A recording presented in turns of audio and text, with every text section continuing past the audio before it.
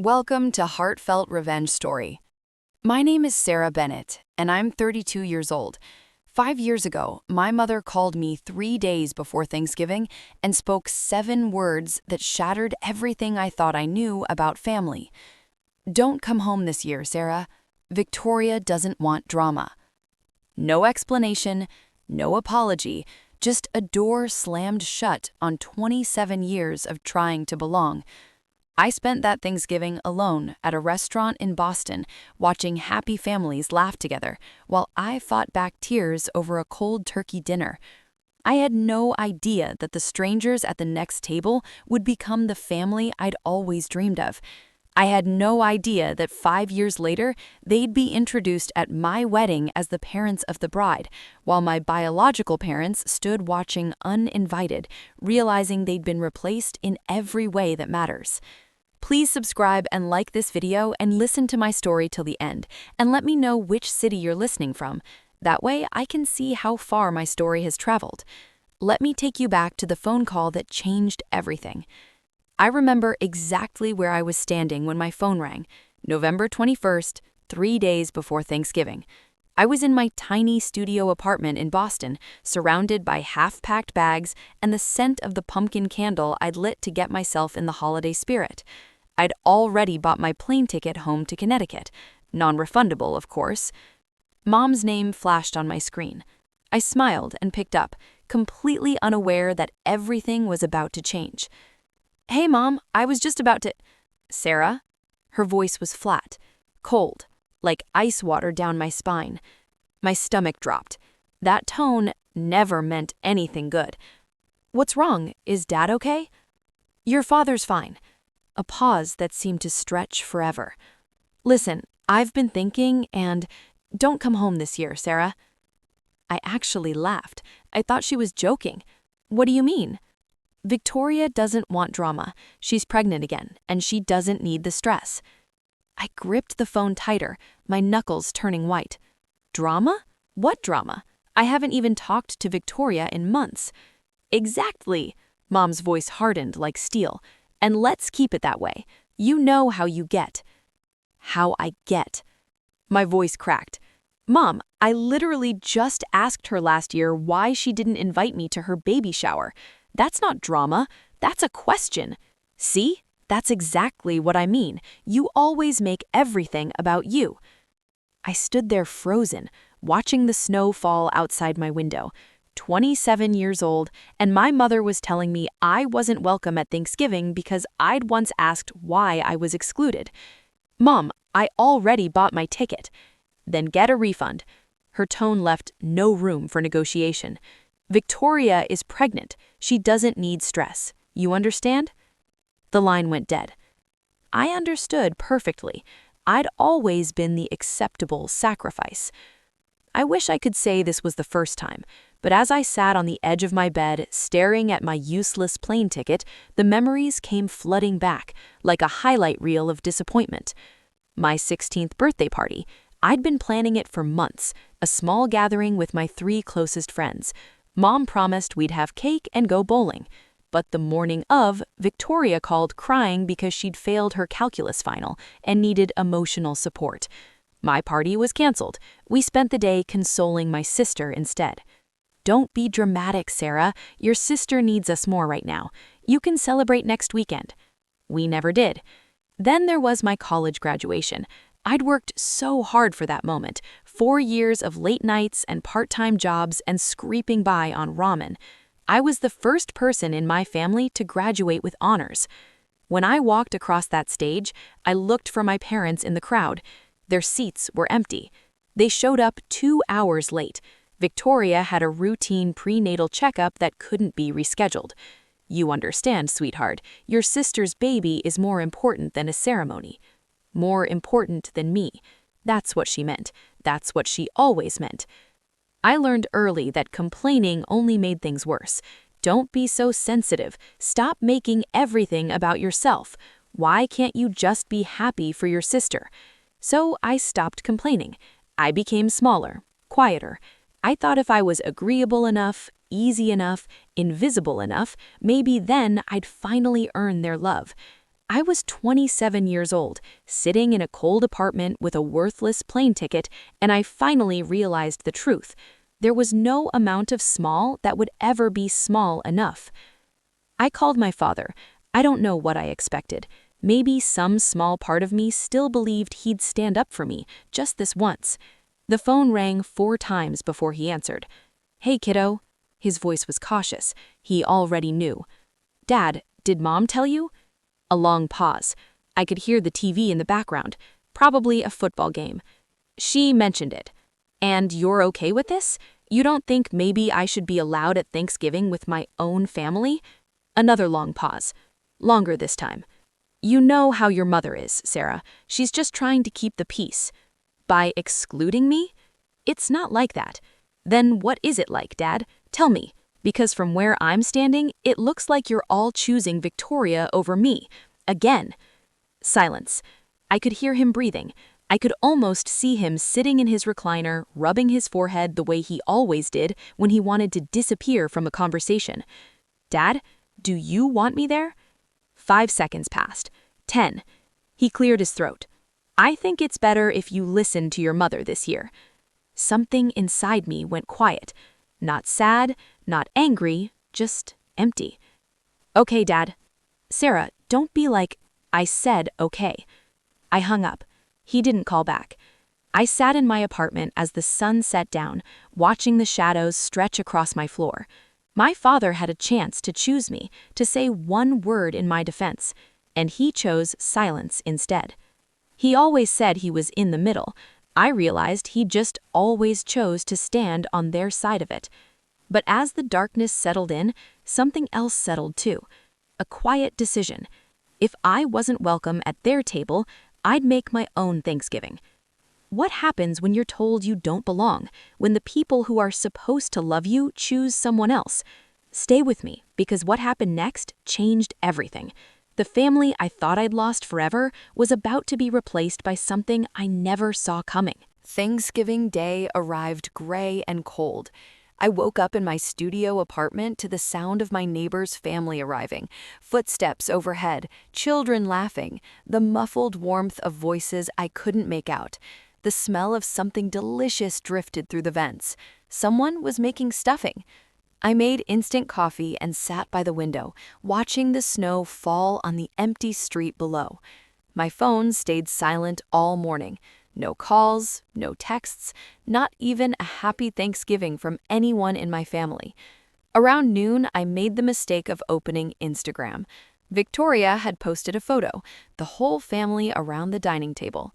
Mom, Dad, Victoria, her husband Brad, their 2-year-old son in a tiny turkey sweater. Everyone was smiling. The caption read, "So grateful for my family. These are the people who matter most."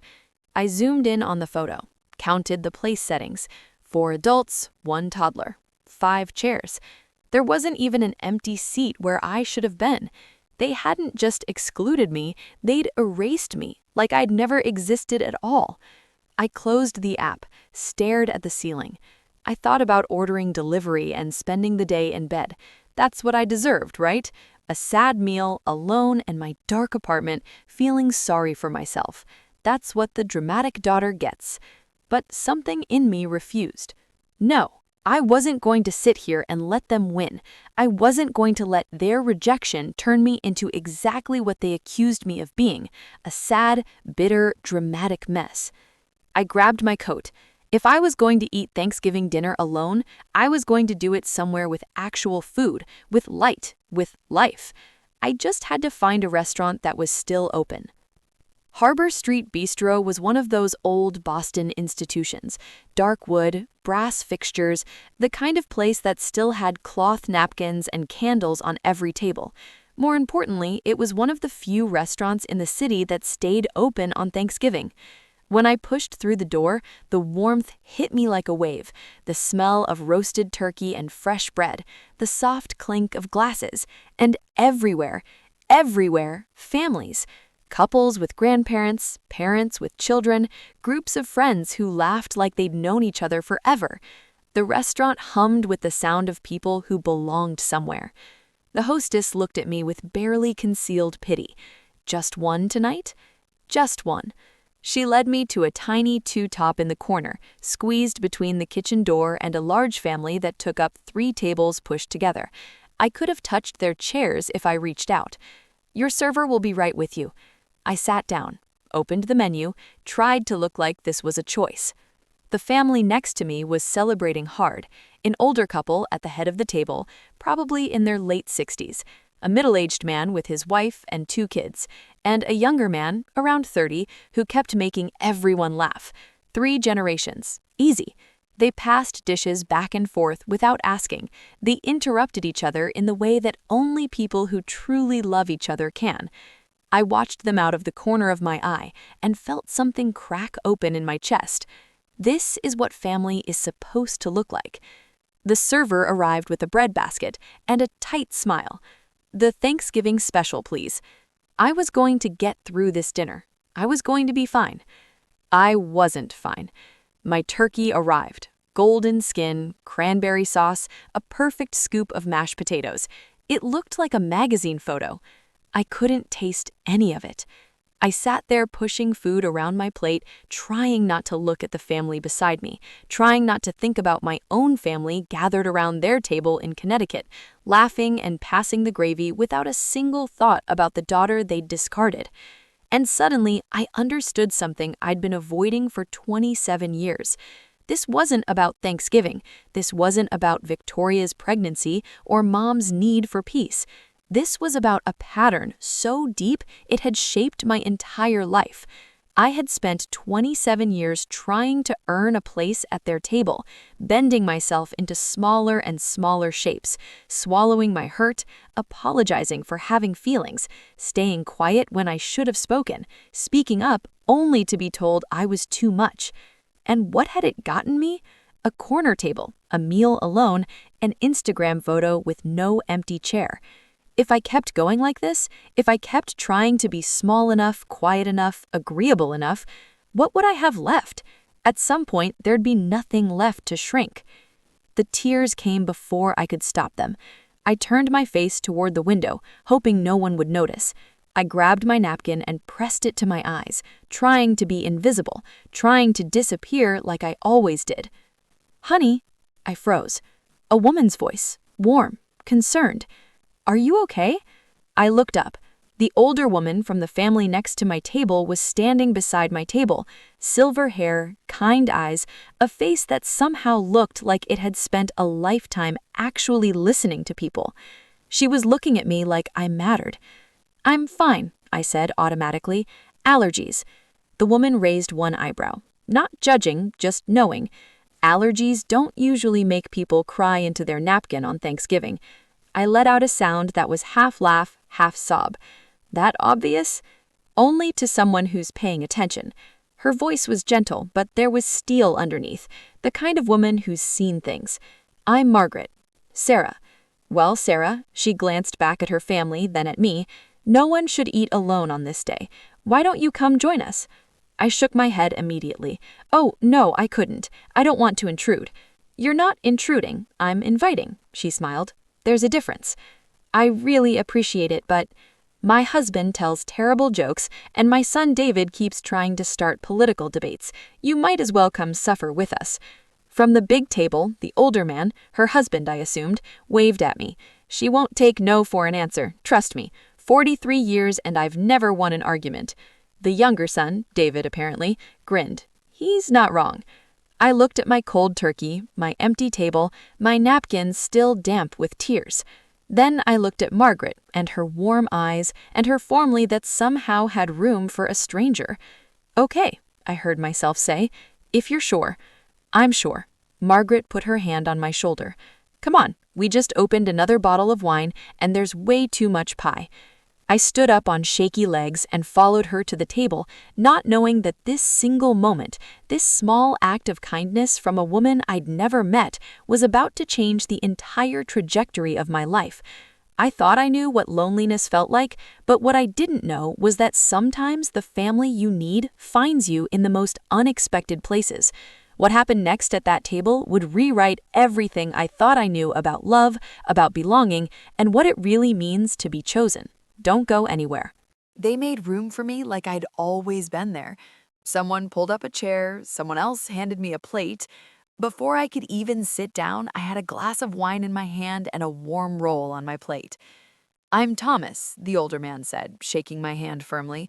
"This is my wife, Margaret, our son, Christopher, and his wife, Jennifer, their kids, Emma and Sophie, and our youngest, David." "Hi." I gave an awkward little wave to the table. "I'm Sarah. Thank you so much for—" "What do you do, Sarah?" Christopher asked, passing me the mashed potatoes. "I'm a graphic designer, freelance mostly." "That's wonderful," Jennifer said. "I can barely draw a stick figure." "Mom, stick figures are easy," Emma said. She looked about eighth. "Even I can do that." Everyone laughed. Not at anyone, with each other. It was such a foreign sound. David caught my eye from across the table. He was around my age, maybe a little older, with dark hair and an easy smile. "Fair warning, my dad's about to tell a joke." "I am not," Thomas protested. "He is," Margaret said. Thomas grinned. "Okay, fine. What did the turkey say to the computer?" "Dad, no," Christopher groaned. "Google, Google, Google." The kids burst into giggles. Jennifer rolled her eyes. David shook his head. And I actually laughed. A real laugh, for the first time all day. Thomas raised his wine glass. A toast to unexpected guests who make our table complete. Everyone raised their glasses, including me. I looked around at these people, strangers, all of them, until 15 minutes ago, and I felt something I hadn't felt in years. Warmth, acceptance, belonging. I didn't know families could feel like this.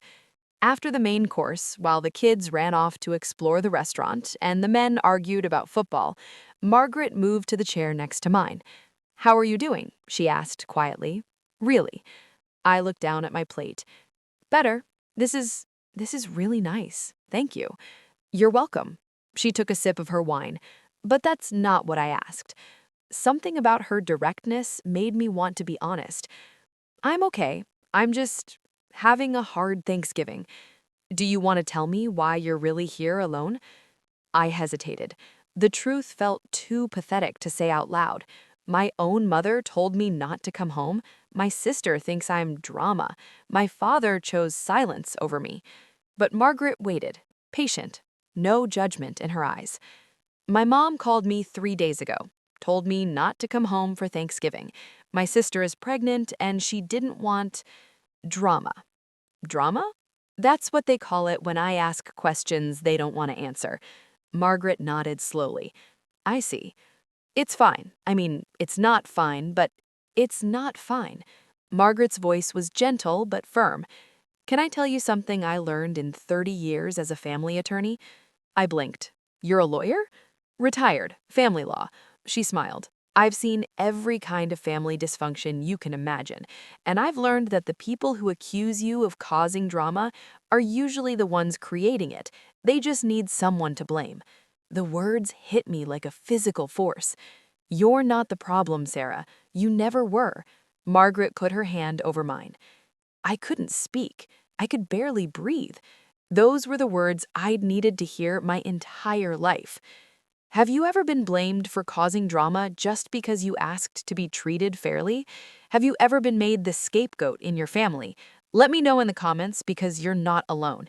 And if this story is hitting close to home, please hit that like button so more people can find it.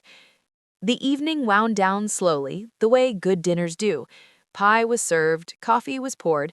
The kids fell asleep on Jennifer's lap, exhausted from running circles around the restaurant.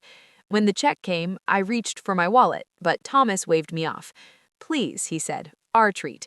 "You can and you will," he smiled. "Consider it a Thanksgiving tradition. We always buy dinner for new friends." As we gathered our coats and prepared to leave, Margaret pressed something into my hand. A small card, cream-colored with elegant black text. I looked down. Margaret Hartley, J.D., family law, retired. Below that, a phone number and an address in Brookline. "If you ever need to talk, call me. I mean it." "Thank you." Thomas appeared beside us, shrugging on his coat. "Sunday dinners, every week at our place. You're welcome anytime." I shook my head. "That's so kind, but I couldn't—" "She could. David said, joining the group. And she should. Mom never says things she doesn't mean, trust me. Margaret squeezed my hand. Family isn't blood, Sarah. It's showing up. I stood there, in the restaurant lobby, holding a business card from a woman I'd met 3 hours ago, receiving an open invitation from a family I had no claim to. Outside, the snow was falling harder. Through the window, I could see families hurrying to their cars, children carried on shoulders, grandparents clutching to-go containers of leftover pie. I looked back at the Hartleys, Thomas helping Margaret with her scarf, Christopher herding sleepy children, David waiting by the door with an expectant look. Okay, I said, maybe I'll stop by sometime. Margaret smiled like she'd known I'd say yes all along.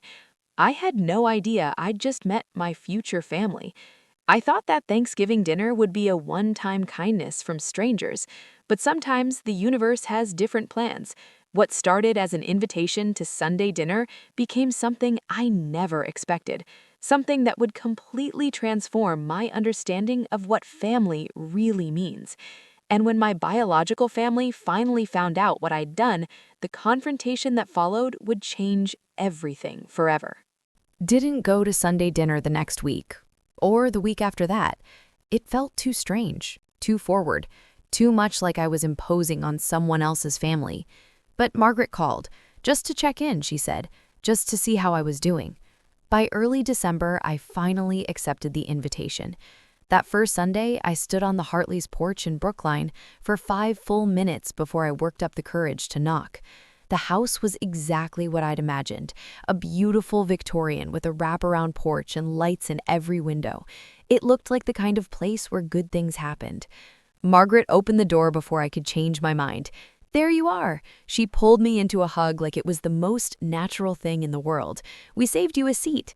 That was the first of many Sundays. Over the next 6 months, I became a regular at the Hartley dinner table. Thomas taught me to play chess, even though I lost every single game. Margaret showed me her secret pie crust recipe, the one she swore she'd never written down. Christopher's kids started calling me Aunt Sarah without anyone telling them to. And David and I became friends, real friends, the kind who texted random thoughts at 2 a.m. and argued about movies and sat next to each other at dinner without anyone having to arrange it. I didn't hear from my biological family once. Not a call, not a text, not even a Christmas card. For the first time in my life, I stopped noticing, because for the first time, I wasn't performing for love. I wasn't shrinking myself to fit into someone else's expectations. I was just loved. It felt like finally coming home. One spring afternoon, about 8 months after that first Thanksgiving, Margaret and I were sitting on her back porch.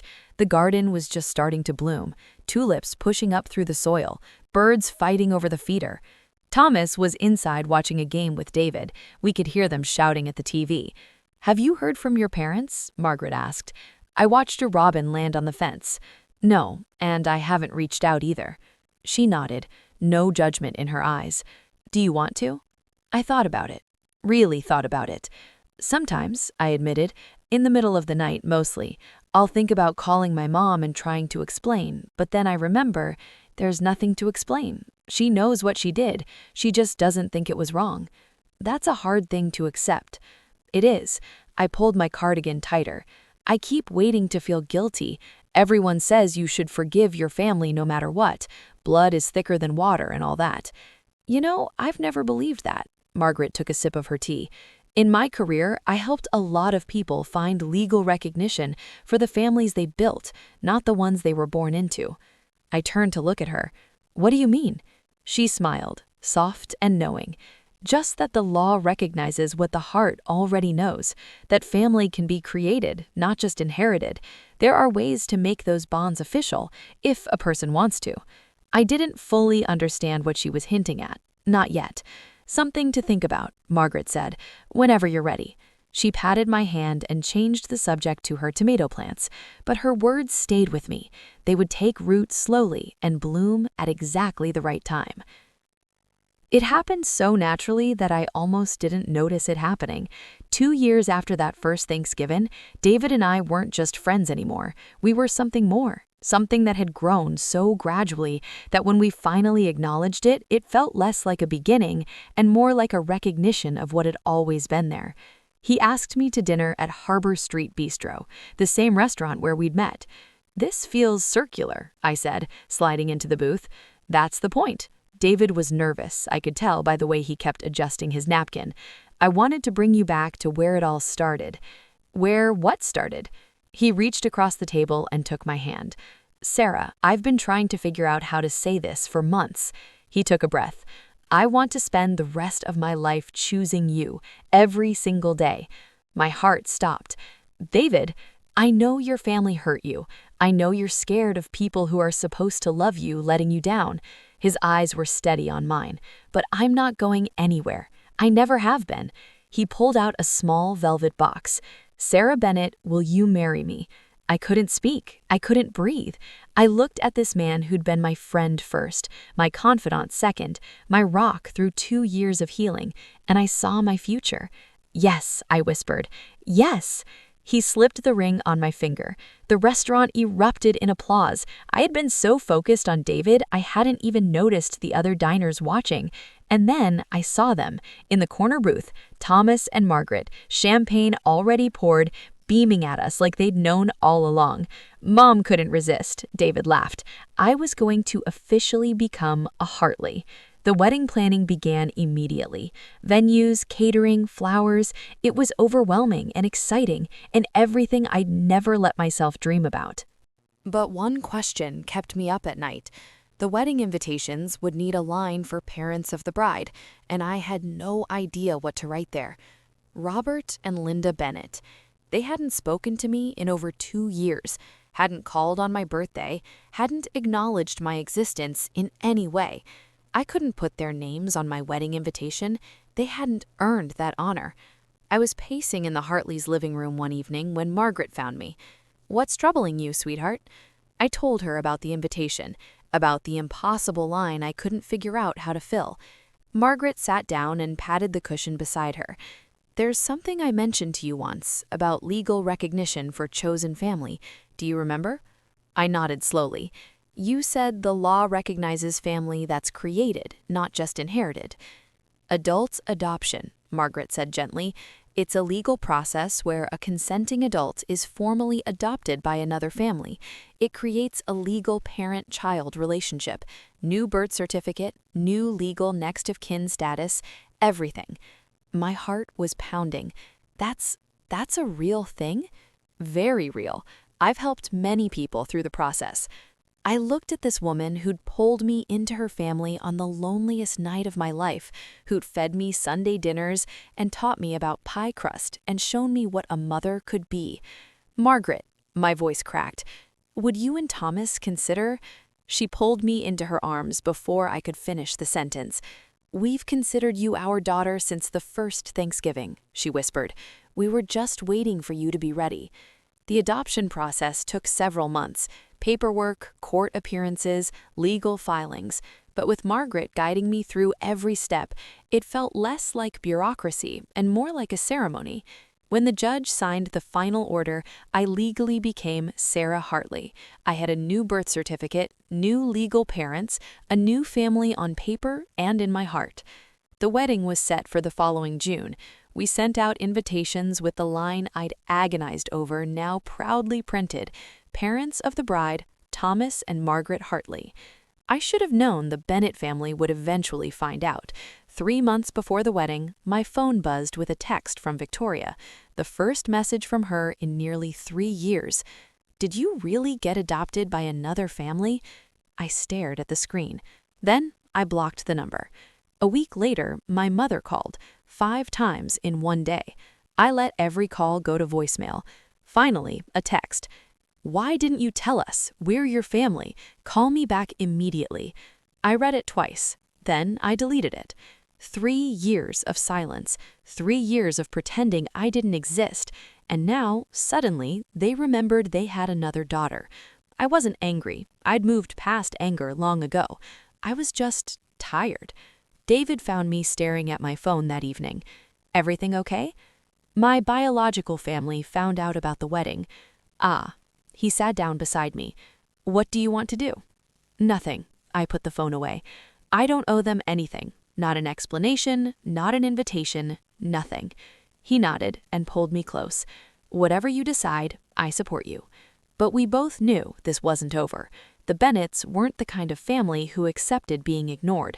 The question was, what would they do about it?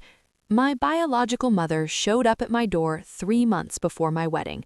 What she said, what she demanded, and how I finally stood up to her after 27 years of being small, it's a conversation I'll never forget. Stay with me, because the real confrontation was still to come, and it would happen on the most important day of my life. She showed up at my apartment on a Tuesday afternoon. I was working from home, reviewing design proofs at my kitchen table when the doorbell rang. I opened it without checking the peephole, a mistake I wouldn't make again. Sarah. My mother stood in my hallway. She looked older than I remembered, grayer, more tired, but her eyes held the same disappointed expression I'd spent my childhood trying to erase. Mom? The word felt foreign in my mouth. What are you doing here? What am I doing here? She pushed past me into the apartment without being invited. What are you doing? Getting married without telling your own mother? We haven't spoken in 3 years. And whose fault is that? I closed the door slowly, counted to 5. Yours. It was your fault. You told me not to come home. You chose Victoria every time for 27 years. The guests nearest to us had noticed. In my small apartment, there was nowhere to hide from this conversation. That's not fair, Linda started. Fair? I felt something inside me shift, something that had been bending for too long finally snapping into place. You want to talk about fair? I didn't raise my voice. I didn't need to. The truth was loud enough on its own. I spent 27 years trying to earn a place in your family. You know what I got? An Instagram photo with no empty chair, a Thanksgiving dinner alone, 3 years of silence. I'm still your mother. Not legally. I held up my left hand, both rings glinting in the afternoon light. Not emotionally, not anymore. Her jaw dropped. Excuse me? You heard me. Linda looked around my apartment, at the photos on the bookshelf. Me and David at the beach. Me and Margaret making pie. The whole Hartley family at Christmas. Me right in the center. Who are these people? My family. Her face contorted. I am your family. You were. I met her gaze evenly. You chose not to be, remember? Victoria didn't want drama. That was years ago. And in those years, you never once called, never checked if I was alive, never acknowledged my existence. I felt eerily calm.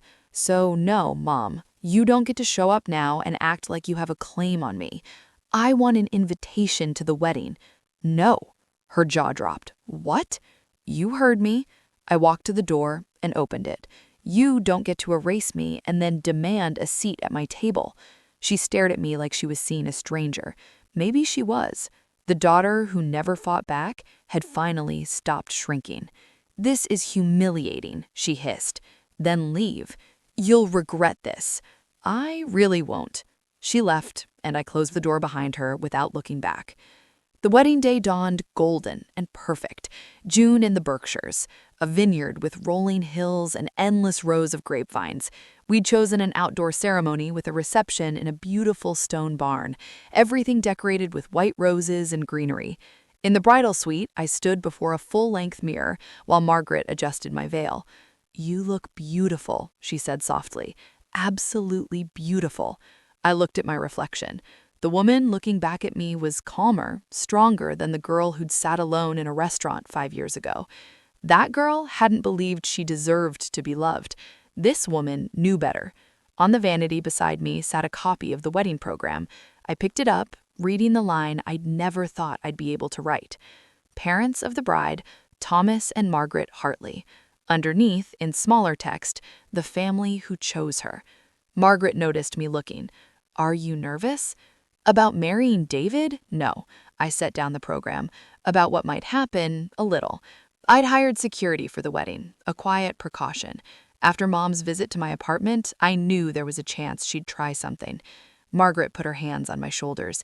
Whatever happens today, you have a family who chose you. We will always choose you. Never forget that. I hugged her tight. "I love you, Mom." It was the first time I'd called her that. The word came out naturally, like it had always been waiting. Margaret's eyes glistened. "I love you too, sweetheart. My daughter." Through the window, I could see guests arriving. David was already at the altar, looking nervous and handsome in his gray suit. It was time. Whatever came next, I was ready. The ceremony was everything I'd dreamed of. David waiting at the end of the aisle, Thomas walking me toward him, steady and proud, the vows we'd written ourselves, words that made half the guests cry and the other half pretend they weren't crying. When David slipped the ring on my finger and the officiator pronounced us husband and wife, I felt something click into place, like the last piece of a puzzle I'd been trying to solve my entire life. The reception was in full swing when the security guard found me. "Mrs. Hartley," he appeared at my elbow, discreet and professional. "There are two people at the entrance. They claim to be your parents." I expected this. Part of me had been waiting for it all day. David appeared beside me. "What's going on?" "My biological parents are here." His expression hardened. "I'll handle it." "No," I took his hand. "This is my moment. I'll handle it." I considered my options. I could have them removed. I could pretend they weren't there. I could avoid the confrontation entirely. But something in me said no. Let them see. Let them see what they lost. Let them see the family who stepped up when they stepped away. Let them witness the life I built without them. "Let them in," I told the security guard, "but don't seat them with the family. Put them in the back." "Are you sure?" David asked. "I'm sure." The guard nodded and disappeared. A few minutes later, I saw them, Linda and Robert Bennett, standing uncertainly at the edge of the reception, looking around at the 100+ people who were celebrating their daughter's wedding, their daughter who they hadn't spoken to in 3 years. The MC was about to make his announcement. Perfect timing. Tell me in the comments, would you have let your biological parents into your wedding? And if you've dealt with something similar, share your story. You're not alone. Subscribe for more stories about standing your ground and reclaiming your life. The MC stepped up to the microphone. The music softened. "Ladies and gentlemen, if I could have your attention, please." The room quieted. Guests turned toward the front. Champagne glasses paused halfway to lips. "Before we continue the celebration, I'd like to introduce some very special people." I watched my biological parents from across the room. Linda was craning her neck, trying to see. Robert stood behind her, hands in his pockets, looking uncomfortable. They had no idea what was coming. "Please join me in welcoming the parents of the bride." Linda straightened up.